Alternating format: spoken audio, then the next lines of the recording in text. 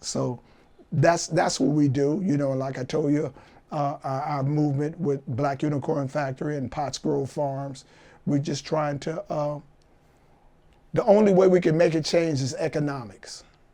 And you can't really tell nobody nothing while you broke and they broke, you know. So you have to facilitate money, but you have to facilitate it with a knowledge of how to keep it, not just spend it and do something when you have to get, so we can start taking the gap away from generational wealth. That we leave something for your grandkids, your next generation.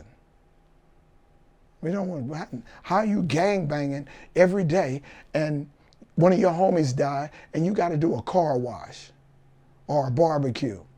What kind of organization is that? You know we're gonna die, so if we put $5 together, we can pay for a casket.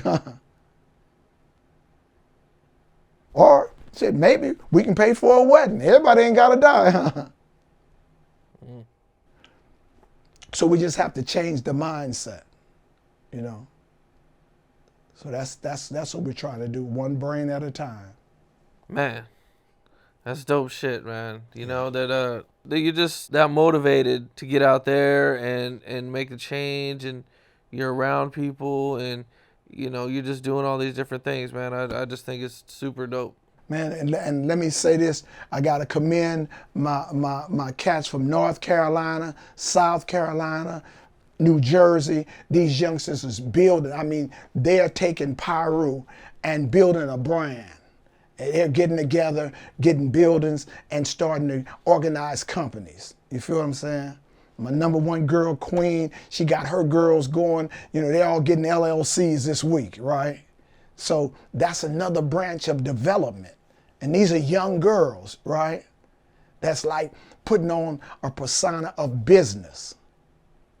And my boy Gaddafi, you know, he pushes a hard line, you know, Star Money, all of these dudes, man, I really appreciate all the stuff that they do and how they're focusing on their success and their progress. Man, that's what's up. Yes, sir. Man. Well, I recently found out that you did some bodyguarding. Yeah, I did. Okay, well, when did you start bodyguarding? Well, hey, bro, like I told you, I got out of prison in 1995, right?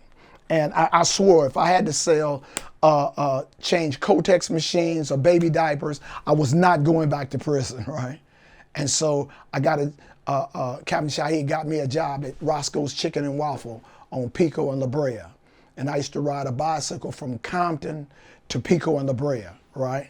Is that far? For people who ain't from LA? Yeah, that's like 22 miles, 22, 23 miles from Compton. Wow. And I had to ride a bicycle, a beach cruiser, my son's beach cruiser, right? And I rode through the neighborhood and dudes like, Marv, man, look, you hook us up with so-and-so out of Detroit, I'll give you 40,000. Man, you do this, but I promised God I wouldn't do nothing else wrong, right? Prison, I don't work in prison. You send me to prison, you're supposed to punish me. I'm not gonna work for $1 a day. If I wanted to work for $1 a day, I didn't need to commit the crime, huh?